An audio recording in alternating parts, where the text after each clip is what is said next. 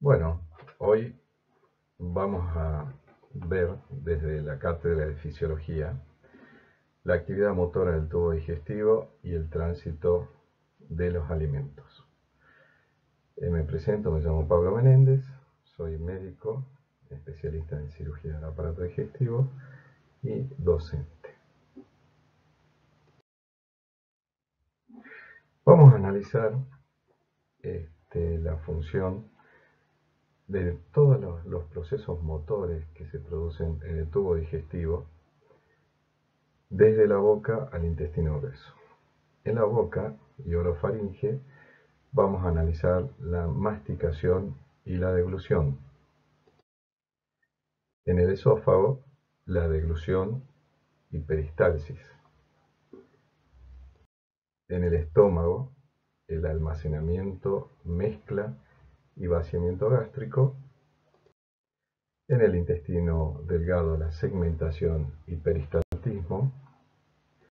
Y por último, en el intestino grueso, las abstracciones y movimientos de masa y obviamente la defecación.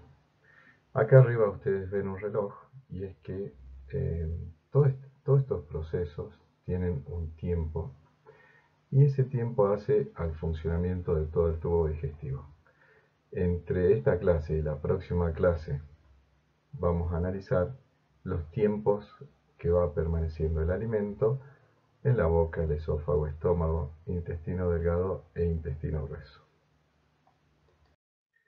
Obviamente, antes de hablar del aspecto motor del tubo digestivo, vamos a empezar por el principio, que es el deseo intrínseco de alimentarse, en el cual en el ser humano se produce el apetito o el hambre. Todo esto está codificado en el hipotálamo. El hambre y la saciedad, es decir, el apetito y la falta de apetito cuando uno ya ha comido lo que es necesario y lo interpreta nuestro cerebro de que es suficiente, tenemos el proceso de saciedad. Esto se genera en un área muy pequeñita que representa el 1% del cerebro, que es el hipotálamo, que tiene diversos núcleos. Todos estos núcleos básicamente aseguran la supervivencia del individuo. Obviamente, si uno no tuviera apetito, no comería y el cuerpo humano se deteriora, obviamente. Y bueno, ahí tenemos bien claro dos centros, ¿no? Uno que está en el hipotálamo, en la zona lateral, que es este que ya lo voy a marcar, que es encargado de generar apetito o hambre. Y otro núcleo, que es el núcleo ventromedial, que al ser estimulado produce la sensación de saciedad. Estos núcleos del hipotálamo son estimulados por sustancias químicas y el hambre va a ser estimulado por la insulina, por la grelina, que es una hormona secretada por el estómago, y por la dopamina, que en general la dopamina está en relación con, es un neurotransmisor del placer, que genera placer. Y por ejemplo, el chocolate genera en el ser humano la producción de apetito y el deseo de seguir comiendo más chocolate. De acá, de estas tres hormonas y neurotransmisores, la más significativa es la grelina, que cuando el estómago está vacío, se secreta la grelina y estimula los núcleos del hipotálamo para producir el hambre. Y después tenemos los que generan saciedad o inhiben el hambre, que son la serotonina, la leptina y el péptido II-336. De acá el más significativo es la leptina, que es una hormona secretada por el tejido adiposo y que inhiben el apetito. Básicamente dice que la leptina informa al cerebro sobre el estado metabólico del cuerpo. También para recordar el hipotálamo en su área lateral tiene el centro de la sed, por la cual nosotros vamos a procurar consumir agua. Obviamente que es un mecanismo más complejo, donde hay unos receptores, se llaman osmoreceptores, que interpretan la concentración de agua en la sangre, y cuando esta baja, genera la sed. Y después, bueno, una situación particular donde puede bajar la cantidad de sangre por un sangrado, que ya, digamos, sería otra cosa, pero la hipovolemia estimularía al hipotálamo lateral para generar sed y procurar el consumo de agua. Y volvemos hacia atrás. En la clase que vimos antes de fisiología de homeostasis, lo que se intenta es lograr el equilibrio con la cantidad de agua que debe ser incorporada en el organismo. Bien, ahora sí vamos a hablar de lo que es la masticación. Y la masticación, como un proceso que empieza en la boca y orofaringe, y vamos a considerar cuáles son los elementos que intervienen, que son los músculos y los dientes, cuál es la función propia de la masticación. Obviamente, por el estilo de vida, en vez de masticar, tragamos, no masticamos la comida, o la masticamos muy poco, y los complejos mecanismos de regulación, que son mecanismos neurológicos. En la masticación, vamos a ver, los músculos que intervienen son este que tenemos acá, que se llama temporal, este que tenemos acá, que se llama músculo macetero, y este que tenemos acá, que se llama el pterigoideo medial. Estos tres músculos tienen como función cerrar la boca, y van a ver la potencia muscular que se genera, pues si hay tres grupos musculares que generan el cierre de la boca para lograr la masticación, el cierre de los dientes sobre los alimentos, la importancia que tiene. Y por último, este grupo de músculos, acá como C, se llama pterigoideo lateral, que es el único que abre la boca. Entonces tenemos tres músculos que cierran la boca y un músculo que abre la boca para incorporar los alimentos. Bien, también íbamos a analizar los dientes, y vamos a ver que los dientes son los incisivos, que están acá adelante, el canino que sigue a los incisivos, los premolares que siguen a los caninos, y por último los molares. Y la función que tienen son, vamos, los incisivos son la de cortar las comidas, son estos que están adelante, el canino es de triturar y también de desgarrar elementos de la comida, y los premolares de moler y triturar la comida, y por último el molar, que es aplastar y moler la comida. Veamos un dibujo más profundo de cómo se distribuyen. Y recuerden, tenemos 32 dientes, esto ya de un adulto, digamos, donde ya ha madurado todos sus dientes, porque se han caído algunos que se producen en la infancia y aparecen los definitivos. Y vamos a ver que tenemos 8 incisivos, que son 4 que están acá abajo y 4 que están acá arriba, 4 caninos, de los cuales son 2 que están acá arriba. Recuerden que estos son para desgarrar, también para cortar, tienen mucha fuerza. Entonces son 4 en total. Los premolares, que son 4 arriba y 4 abajo, en total son 8. Y por último, los 12 premolares, que acá se los ve muy bien, que son estos que están acá en este sector, que son los posteriores, que son 6 arriba y 6 abajo. Uno dice, ¿y para qué saber tanto de esto? Esto sería para que lo estudie un odontólogo quizás, pero es muy importante saber, uno desde el punto de vista, si usted está estudiando medicina o nutrición, es saber de la importancia de los dientes sanos. ¿Por qué? Porque es el primer contacto que tiene el alimento para luego ser procesado en la boca, para que después el tubo digestivo lo pueda aprovechar y absorber sus nutrientes. Entonces, No es lo mismo los dientes que mostré recién a los dientes que están desgastados, y son consideraciones muy importantes a la hora de aplicar estos conocimientos en fisiología, al aplicarlo a un paciente que padece, en este caso, enfermedades dentales que pueden afectar el estado nutricional del individuo.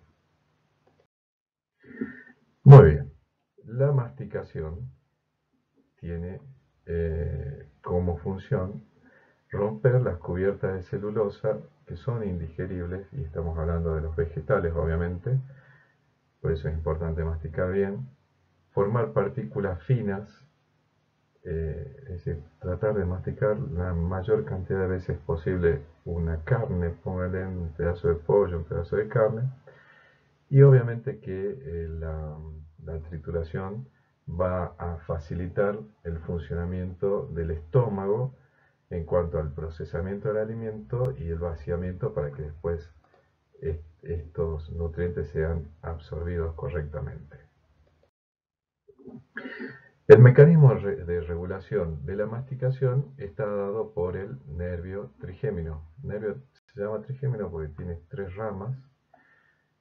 En general, digamos, la función general del trigémino es recoger la sensibilidad de toda la cara, del rostro, pero acá nos interesa en cuanto a la masticación, y tendría una función motora que va a inervar los músculos que vimos hace un rato, y es esencialmente motor de la masticación, y el centro está ubicado, hay un centro de la masticación, está ubicado en el tronco encefálico y más propiamente dicho en la protuberancia anular del tronco encefálico. Porque este centro de masticación lo que hace es hacer un acto reflejo de la masticación. Ustedes piensen poner un chicle en la boca y decir lo vamos a guardar, qué sé yo, debajo de la lengua y no lo vamos a masticar, pero la presencia del chicle en la boca estimula el reflejo de la masticación y sin darnos cuenta estamos masticando. Entonces lo que genera es un acto reflejo cíclico. Esto obviamente en este centro propio de la masticación, que es un grupo de neuronas que se van a dedicar solamente a la masticación, y dice que, bueno, está activado, yo recién les comenté, por la presencia de un alimento en la boca, pero también por el gusto y el olfato. La pregunta es si masticamos bien con este estilo de vida donde estamos a las apuradas, comiendo rápido, yendo de un trabajo a otro, y el secreto para una buena alimentación empieza por masticar bien. Hay consejos que dicen tratar de masticar 10 veces el alimento antes de tragarlo y ir progresivamente hasta llegar a masticarlo 40 veces, que sería lo más saludable. Obviamente que en este mundo donde todo es inmediato y ya y disparar de un lado a otro, se hace difícil. Ahora vamos a abordar la deglución. Para esto vamos a recordar algunas cositas de la anatomía. Y acá tenemos, en la boca, tenemos esto que está acá, que es el paladar duro y el paladar blando. Acá tenemos la lengua. Y hacia atrás tenemos la faringe en 3 sectores. Uno es la orofaringe, que si ustedes abren la boca y ven atrás y están las amígdalas y la úvula, de eso me estoy refiriendo. Hacia arriba está la nasofaringe, que continúa a las coanas respiratorias, y más abajo tenemos la laringofaringe, que tiene una estructura que está acá, que es como una tapita que se llama epiglotis, que lo que hace es cerrar la entrada hacia la laringe. Obviamente la laringe es un destino que es para las vías respiratorias. Cuando uno se alimenta, el alimento no tiene que ir a la laringe, sino que tiene que ir hacia este otro sector, que es el esófago. Veamos, la deglución es un mecanismo muy complejo Lamentablemente esto se altera cuando existen cuadros neurológicos. Se ve bastante frecuente estos cuadros neurológicos, por ejemplo, en los traumatismos de cráneos de gente joven que anda en moto sin casco, o gente que tuvo una ACV, tienen esta secuela y uno tiene que conocer los mecanismos de deglución a la hora de alimentar a estas personas, ¿no? Entonces, es un mecanismo complejo donde va a intervenir la lengua, los pilares amigdalinos, la faringe y el esófago. Y tiene dos fases, una fase voluntaria y una fase involuntaria. Y esta fase involuntaria a la vez tiene dos etapas que son faringeas y esofágicas, que la vamos a describir ahora. Muy bien, la fase voluntaria. La fase voluntaria es la fase en la cual uno ha masticado el alimento y la lengua va a llevar el alimento hacia atrás, hacia la faringe. Entonces el bolo alimenticio es pechado por la lengua hacia atrás. Esa es la fase voluntaria. Y ahora entramos a la segunda fase. Perdón, esta fase voluntaria es controlada por el 12º par llamado nervio hipogloso mayor, que es un nervio que emerge del tronco encefálico propiamente del bulbo raquídeo y es motor de la lengua. Es decir, es la que controla los movimientos de la lengua, que nos permite comer, pero también nos permite hablar. Y bueno, y lo hace este nervio. Ahora sí, en la fase involuntaria, o faringia, lo que les comentaba hace un ratito, tenemos los pilares amigdalinos, que son los que se ubican acá en esta zona, acá, y acá tienen receptores sensitivos. Dijimos que la lengua envía el alimento hacia atrás, y al ir hacia atrás, estos receptores sensitivos van a enviar la información de que hay alimento en la faringe a través del quinto par, que ya lo conocimos, que es el trigémino, y a través del noveno par craneal o glosofaringio. Estos, ahora les muestro un dibujo, llevan la información. Acá estarían los receptores sensitivos y llevan la información. Entonces el nervio trigémino y el glosofaringio llevan la información hacia el centro de la deglución, que es un grupo de neuronas que está en el tronco encefálico, para generar un arco reflejo. Y lo que va a suceder es lo siguiente: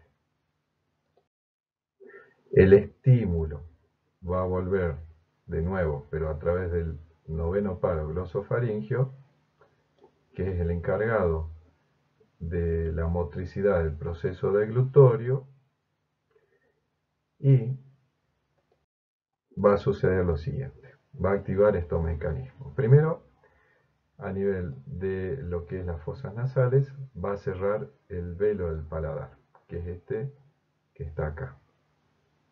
¿Para qué se cierra el velo del paladar? Y para que la comida no vuelva hacia la nariz, no suba hacia la nariz. Alguna vez, quizás por algún acto, nos pasó que el agua, en vez de ir hacia abajo, nos hizo un reflujo hacia la nariz y lo hemos percibido. Lo mismo sucede con los alimentos. Y además, hacia abajo, va a actuar sobre la laringe y va a cerrar esta tapita que yo les dije acá, que se llama epiglotis. ¿Para qué? Obviamente, para que no entre el alimento hacia el aparato respiratorio, sino eso produce una grave situación, que es la broncoaspiración. Entonces, esto es producido por este acto reflejo, que además hace que la faringe se contraiga, que es lo que tenemos acá, y el esófago abra su esfínter. Acá a esta altura hay un esfínter que se llama esfínter esofágico superior. ¿Para qué? Para que esto que vemos que acá está en verde, que es el bolo alimenticio, pase hacia el tubo digestivo y lo haga de una manera eficiente, sin entrar a las vías respiratorias y que pase hacia el esófago.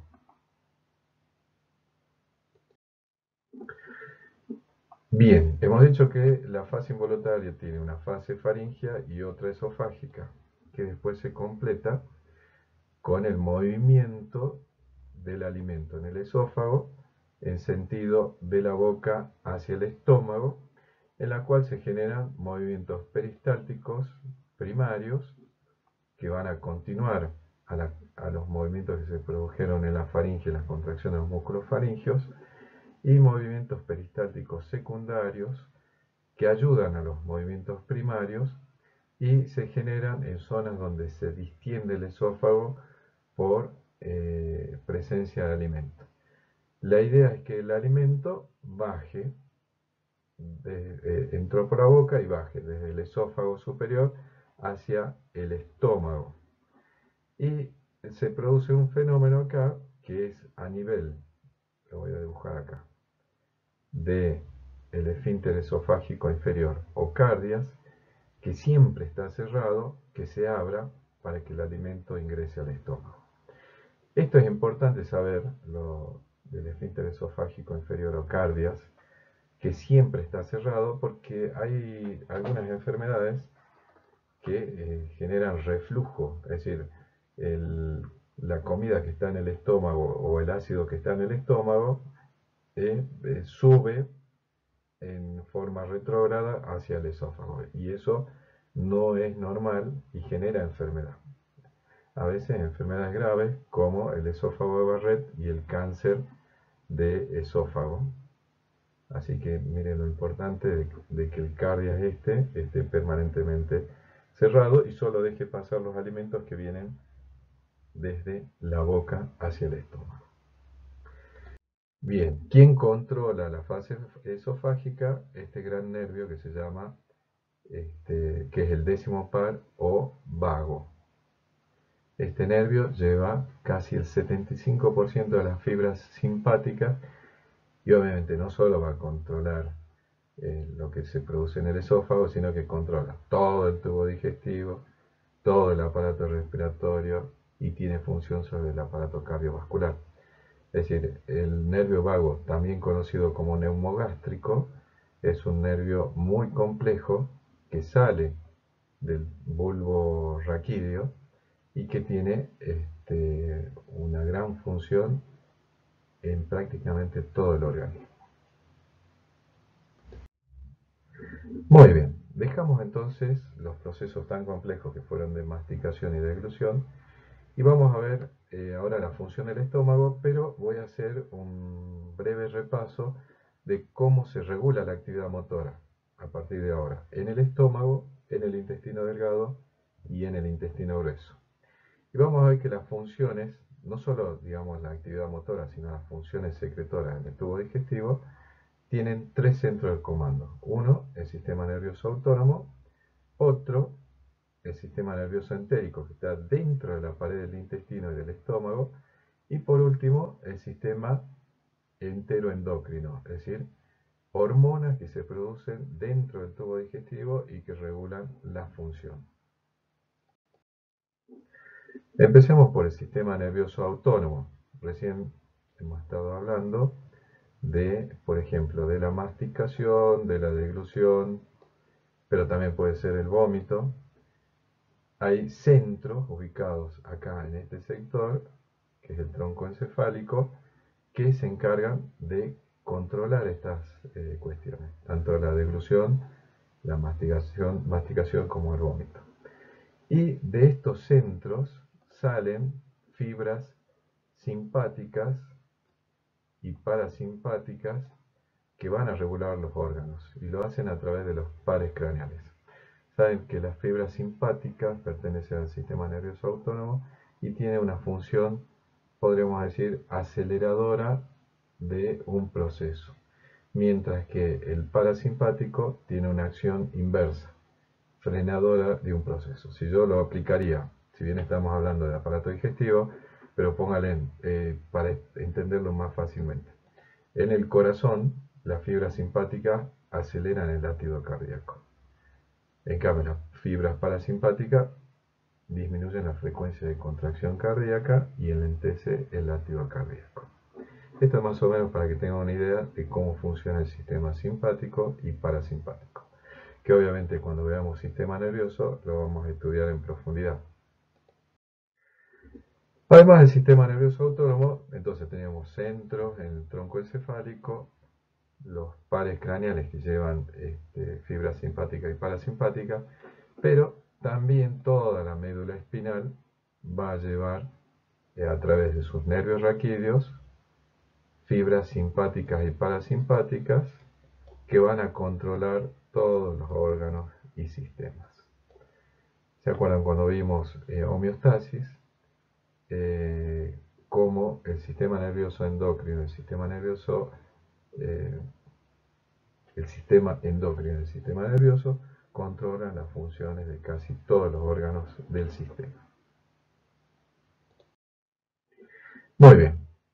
En cuanto al sistema nervioso entérico, entonces ya es como pensar. Primero dijimos, el sistema nervioso autónomo es como que es externo. Es decir, el sistema nervioso envía sus nervios a distintos órganos y los controla. Acá estamos hablando del sistema nervioso entérico, es un sistema nervioso intrínseco, es decir, está dentro de la pared del intestino. Ustedes van a ver acá, esto es el corte del intestino, donde en sus capas se encuentra el plexo submucoso, que son neuronas que están interrelacionadas, y el plexo mientérico, que son neuronas que están ubicadas entre las capas musculares del tubo digestivo.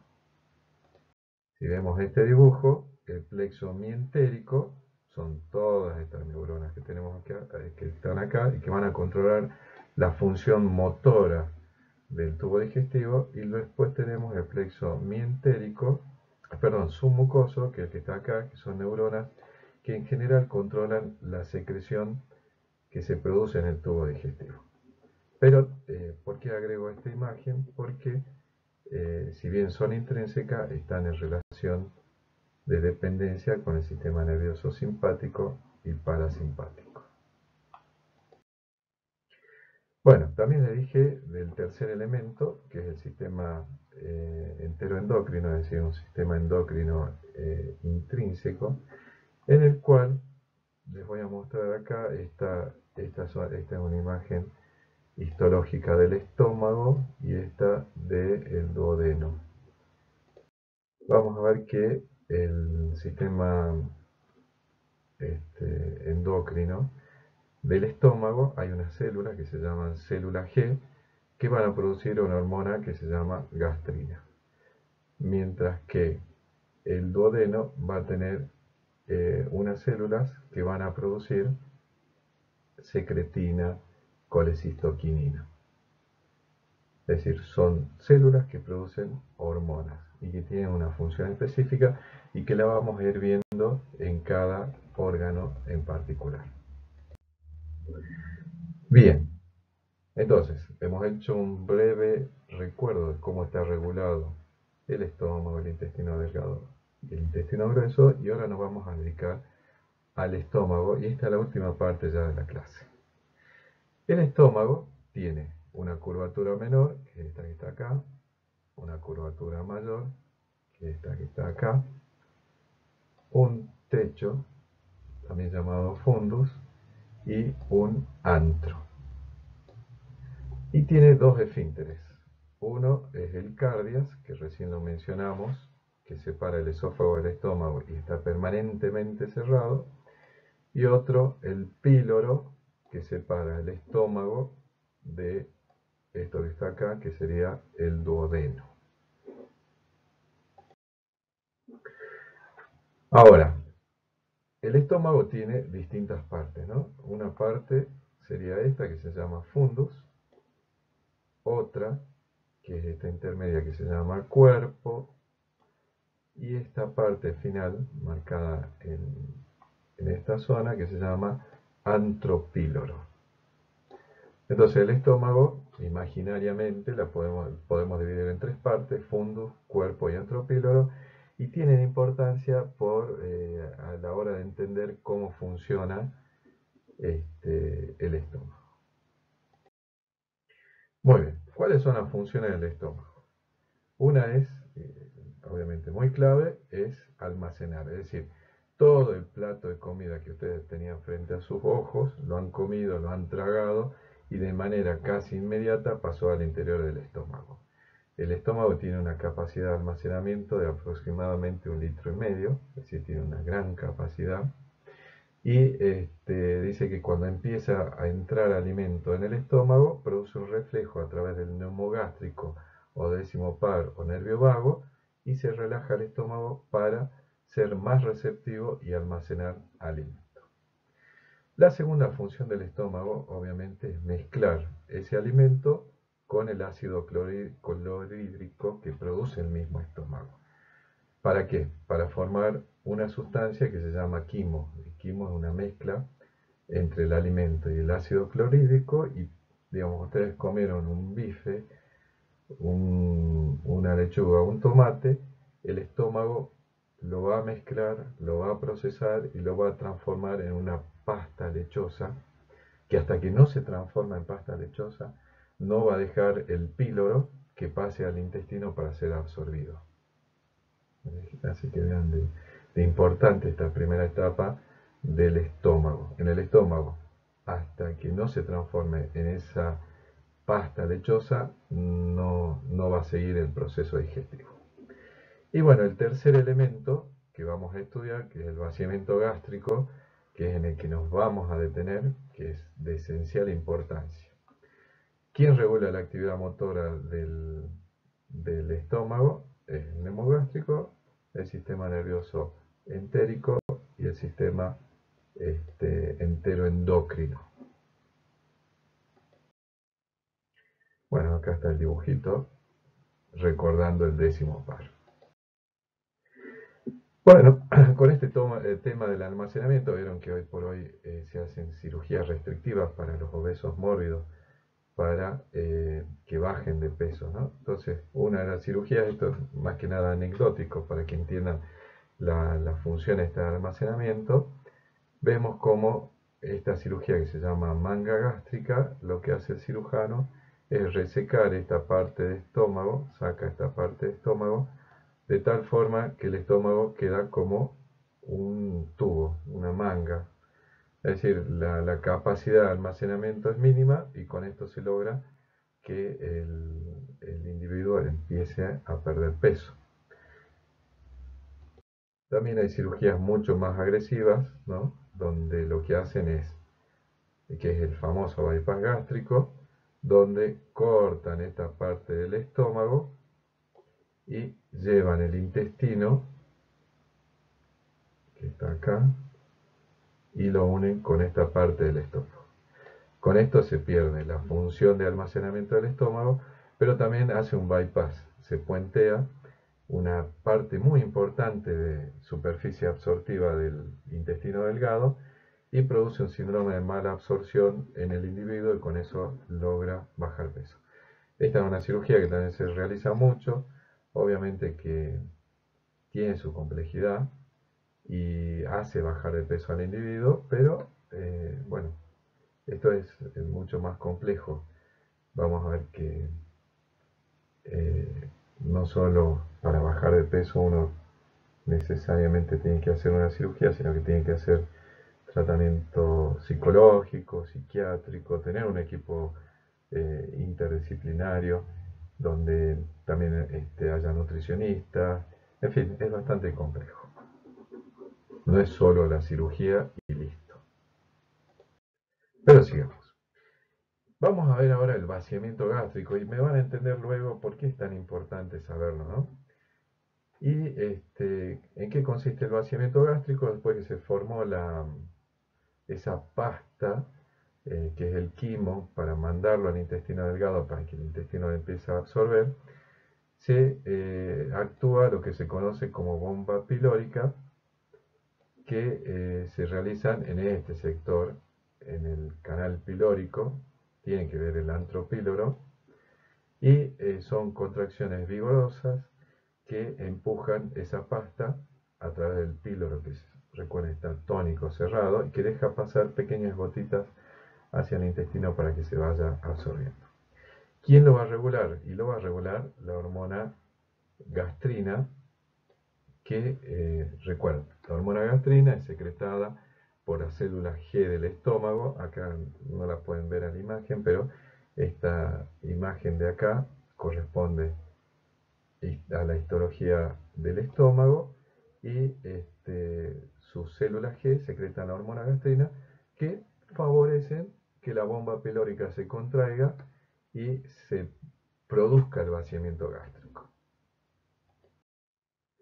Pero al revés, si pónganle, si el quimo que ya pasó hacia el duodeno, es decir, atravesó el píloro, es rico en grasas, va a producir que el duodeno secrete tres hormonas: la colecistocinina, la secretina y el péptido inhibidor gástrico, y ellos van a inhibir la bomba pilórica y van a retardar el vaciamiento gástrico. Por eso es que hay ciertos alimentos, pongan, si a la noche ustedes van a comer una pizza, la pizza tiene la grasa del queso, tienen la salsa de tomate, tienen las harinas. Todo esto va a favorecer, primero por un lado, que ese vaciamiento gástrico se enlentezca. Y por otro lado, la salsa de tomate hace que el esfínter esofágico inferior, o el cardias, que se los marco acá, se relaje, y por un lado va a producir reflujo, y por otro lado se va a enlentecer muchísimo el vaciamiento gástrico, con digamos que fisiológicamente va a producir un malestar durante toda la noche si han comido pizza, encima han tomado cerveza. Así que es importante entenderlo, y que hay un mecanismo, que es un mecanismo de tipo, en este caso, endocrino. Y por otro lado, si el quimo que ha pasado al duodeno tiene muchos contenidos proteicos, lo que va a hacer es, tanto el sistema nervioso autónomo como el sistema, pero en especial el sistema nervioso entérico, que es el que le dibujo acá, va a hacer que se inhiba la bomba pilórica y se retrase el vaciamiento gástrico. Para que tengan en consideración, de acuerdo al alimento que uno consume. Si uno toma líquidos con azúcar, el vaciamiento gástrico es rapidísimo, en 20 minutos. Si uno come una comida líquida, como una sopa, demora en vaciarse el estómago 30 minutos. Si uno come una papilla, es decir, una comida semilíquida, se produce el vaciamiento gástrico en 60 minutos.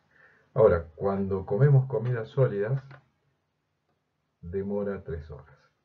Por ahí uno ve mucho en la consulta médica de esas personas que trabajan a la mañana. Pónganle una maestra que va a trabajar de 8 a 12, vuelve a su casa a las apuradas, cocina a la familia, ella come y sale disparando porque a las 1:30 entra a trabajar de nuevo en su turno tarde. Se va a retrasar mucho por el mecanismo, sobre todo el sistema nervioso autónomo, y este vaciamiento gástrico, en vez de producirse en 3 horas, va a ser mayor, entre 3 y 5 horas. Entonces la consulta de esa maestra va a ser que, por más que ha comido poco, se siente llena, con el estómago distendido, y que parece que hubiera comido un montón y en realidad comió 2 o 3 cositas, y persiste la distensión, la dispepsia. Lo que pasa acá es que se retrasa el vaciamiento gástrico a través del sistema nervioso, en este caso sería el sistema nervioso autónomo, y uno diría, ¿y cuál es la solución para esta maestra? Y bueno, si bien es imposible, que deje uno de los trabajos, ordene más su vida y mejore su estilo de vida. Bueno, y por último también el tamaño de partículas determina el vaciamiento gástrico. Por eso la importancia de la masticación. Si hemos masticado bien, póngale 30, 40 veces un alimento, el vaciamiento gástrico va a ser más rápido. Y si las partículas son grandes, superiores a 1 centímetro, el vaciamiento gástrico es más lento. Eso es clásico, digamos, que uno en vez de masticar, uno traga la comida, no le da tiempo ni que se procese ni nada. Bueno, con esto hemos llegado al final. Nos queda analizar en la próxima clase lo que es la actividad motora, tanto del intestino delgado como del intestino grueso. Muy bien, espero que le haya servido este video.